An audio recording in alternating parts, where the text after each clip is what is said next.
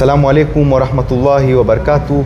Karibu katika kipindi chetu cha Baraza la Hikma, ambapo leo nimebahatika kumpata mgeni wetu. Si mgeni bali tuwapoteana mara tupatana kwa shughuli nyingi. Siwezi kumlaumu Mheshimiwa Hassan Albeiti.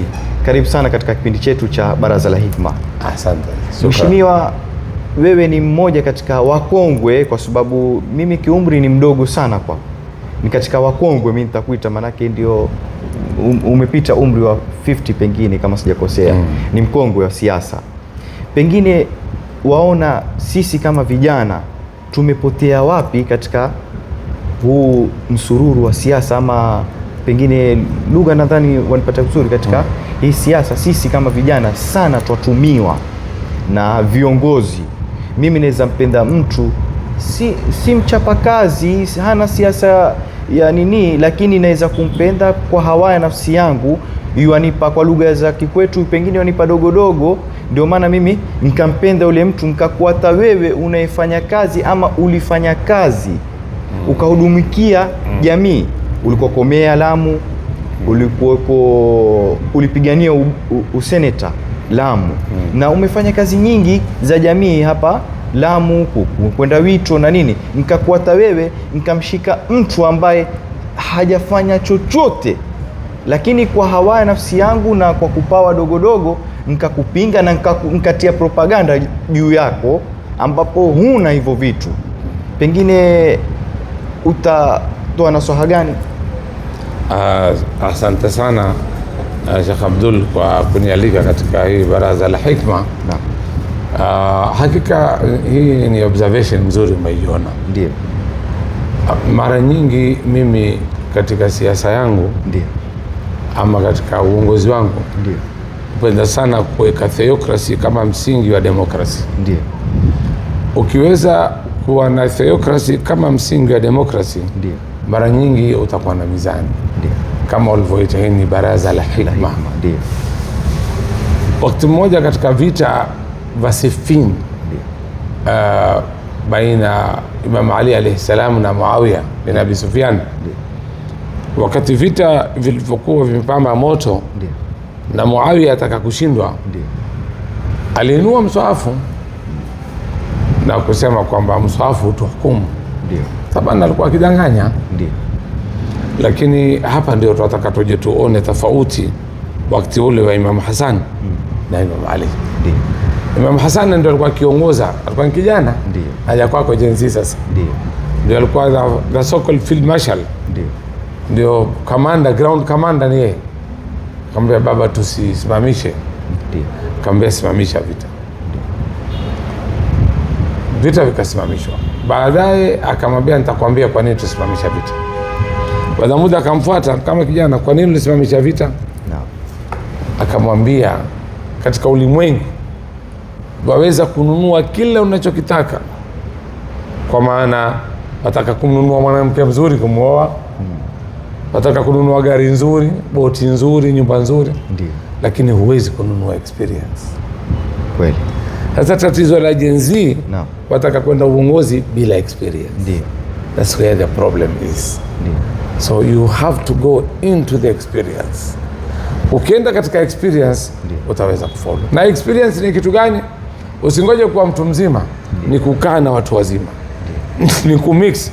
Ukifanya organization yako include watu wazima. Leo Gen Z wamfika wakati mpaka kutukana watu wazee. Wazee watulaza, wazee watu. Chukua mfano tukuze Lamu. Wazee wetu wote na ujinga wao tunavyofikiria, lakini walitujengea majumba, wakatuatia majahazi, wakatuatia maardhi. Sisi na uwerevu wetu na madigri zetu, Abdul, hatuna kitu. Lakini hata tufali. Ni kwa sababu ile transition ya kutoka kwenye Gen Z kwenda katika utu uzima hatuitaki. Kwa hivyo nafikiri tukiweza kulifanya hili tutapata experience. Bwana Mtume alimweka Usama, akamwambia nenda kwenye jeshi akiwa na miaka 20, lakini nyuma yake walikuwa kuna watu wazima sana kumongoza. Imam Ali alisimama kwenye Hunain peke yake, alisimama kwenye Khandak, lakini kulikuwa kuna bwana Mtume. Kwa hivyo ni lazima kupatikana leadership. Kwa hivyo Gen Z, swali la kwanza hilo. Swali la pili umeniuliza kwa nini twatumiwa. Ndio. Kwa sababu tuenda kihamasa, kwa sababu kiwa huna experience, huna hikma, utakuwa ni emotional. Tuenda zaidi kihamasa, na kwa sababu pia Gen Z kwa bahati mbaya kwa wakati leo hawataki kusoma. Kweli. Mfano tu library yako ni Abdul, uliatiwa na mzee wako ama tuliatiwa na mzee wetu. Ndio. Huwezi kupata Gen Z hata wanaosoma dini wamekuja kufungua vitabu. Hasa hawatopata ukweli. Pia kuna uvivu wa kwenda kufikia katika ile haki. Ndio pale Imam Ali asema ukitaka kuijua haki, mujue mwenye haki nani. Ayrifu al-haq taarifu ahlahu. Huwezi. Sasa sisi pia hatutaki, tuna emotions za haraka haraka, na tukiambiwa tusome tarikhi tuasema mambo ya zamani. Na ukiwa hujui tokako, hutajua uko wapi na hutajua uendako. Naam. Nashukuru sana mheshimiwa kwa muda wako ukaweza kuja katika kipindi chetu hichi cha Baraza la Hikma. Pengine swali la uchokozi nikuulize, je, wewe 2027 utasimama? Naam.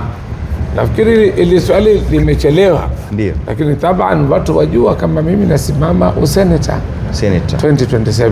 Kile kiti nilichokipigania 2017. Ndio. Naam. Mwenyezi Mungu akutilie baraka inshallah, akutilie taufiki inshallah uweze kufanikiwa. Naam. Na tukushukuru sana katika kipindi chetu hichi cha Baraza la Hikma. Naam. Na kila ukipata nafasi tutembelee, ili mimi na mwenzangu anayetusikiza tupate faida na tutoke katika huu ujinga ambao tuko wa kutumiwa.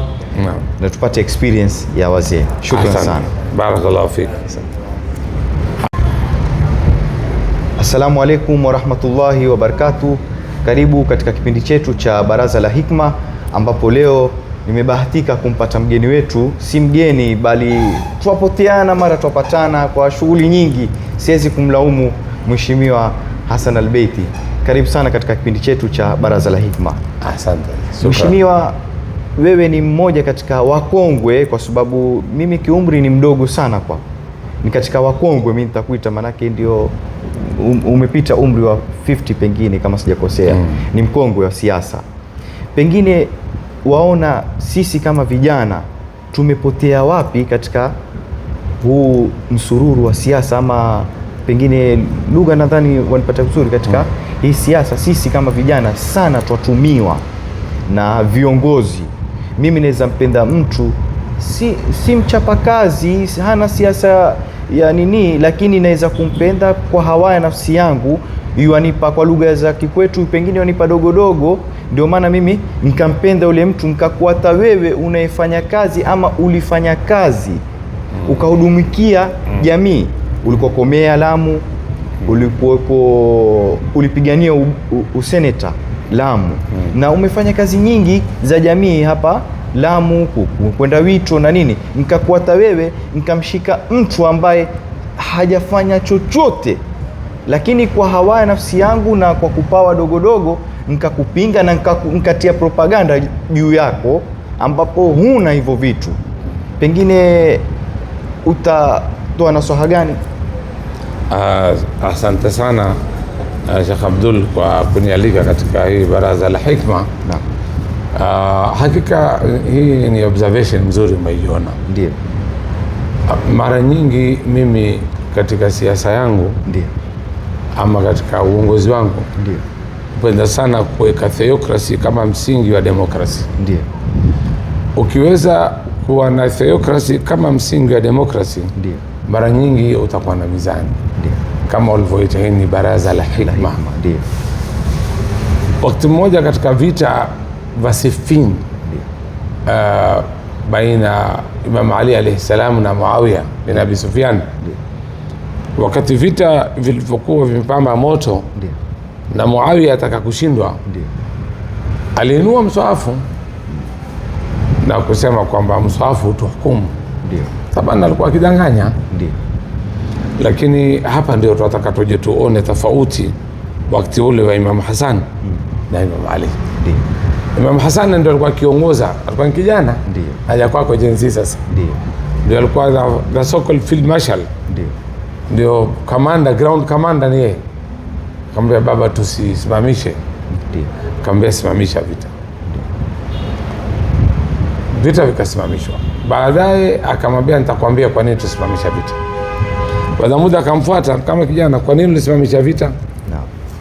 Akamwambia katika ulimwengu waweza kununua kila unachokitaka, kwa maana wataka kununua mwanamke mzuri kumuoa, wataka kununua gari nzuri, boti nzuri, nyumba nzuri, lakini huwezi kununua experience. Kweli. Sasa tatizo la Gen Z, wataka kwenda uongozi bila experience. That's where the problem is. So you have to go into the experience. Ukienda katika experience utaweza kufollow. Na experience ni kitu gani? Usingoje kuwa mtu mzima, ni kukaa na watu wazima. Ni kumix. Ukifanya organization yako include watu wazima. Leo Gen Z wamfika wakati mpaka kutukana watu wazee. Wazee watulaza, wazee watu. Chukua mfano tukuze Lamu. Wazee wetu wote na ujinga wao tunavyofikiria, lakini walitujengea majumba, wakatuatia majahazi, wakatuatia maardhi. Sisi na uwerevu wetu na madigri zetu, Abdul, hatuna kitu. Lakini hata tufali. Ni kwa sababu ile transition ya kutoka kwenye Gen Z kwenda katika utu uzima hatuitaki. Kwa hivyo nafikiri tukiweza kulifanya hili tutapata experience. Bwana Mtume alimweka Usama akamwambia nenda kwenye jeshi akiwa na miaka 20, lakini nyuma yake walikuwa kuna watu wazima sana kumuongoza. Imam Ali alisimama kwenye Hunain peke yake, alisimama kwenye Khandak, lakini kulikuwa kuna Bwana Mtume. Kwa hivyo ni lazima kupatikana leadership. Kwa hivyo Gen Z, swali la kwanza hilo. Swali la pili umeniuliza kwa nini tunatumiwa? Ndio. Kwa sababu tuenda kihamasa. Sababu kiwa huna experience, huna hikma, utakuwa ni emotional. Tuenda zaidi kihamasa. Na kwa sababu pia Gen Z kwa bahati mbaya, kwa wakati leo hawataki kusoma. Kweli. Mfano tu library yako ni Abdul, uliatiwa na mzee wako ama tuliatiwa na mzee wetu. Ndio. Huwezi kupata Gen Z hata wanaosoma dini wamekuja kufungua vitabu. Hasa hawatopata ukweli. Pia kuna uvivu wa kwenda kufikia katika ile haki. Ndio pale Imam Ali asema ukitaka kuijua haki, mjue mwenye haki nani. Ayrifu al-haq taarifu ahlahu. Huwezi. Sasa sisi pia hatutaki, tuna emotions za haraka haraka. Na tukiambiwa tusome tarikhi, tuasema mambo ya zamani. Na ukiwa hujui tokako, hutajua uko wapi na hutajua uendako. Naam. Nashukuru sana Mheshimiwa kwa muda wako ukaweza kuja katika kipindi chetu hichi cha Baraza la Hikma. Pengine swali la uchokozi nikuulize, je, wewe 2027 utasimama? Naam. Nafikiri ili swali limechelewa. Ndio. Lakini taban watu wajua kama mimi nasimama useneta 2027. Kile kiti nilichokipigania 2017. Ndio. Naam. Mwenyezi Mungu akutilie baraka inshallah, akutie taufik inshallah uweze kufanikiwa. Naam. Na tukushukuru sana katika kipindi chetu hichi cha Baraza la Hikma. Naam. Na kila ukipata nafasi tutembelee, ili mimi na mwenzangu anayetusikiza tupate faida na tutoke katika huu ujinga ambao tuko wa kutumiwa. Na tupate experience ya wazee. Shukrani sana. Barakallahu fik.